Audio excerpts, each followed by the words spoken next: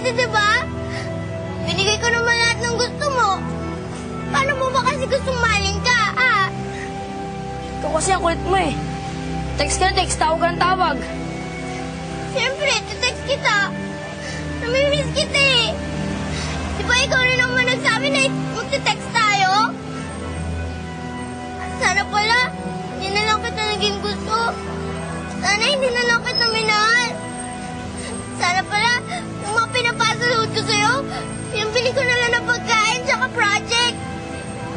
Sana, yung pagpapagod ko sa pagte-text sa'yo at tsaka kakaisip sa'yo, nag-aaral na lang ako at nakipaglaro sa mga kapatid ko.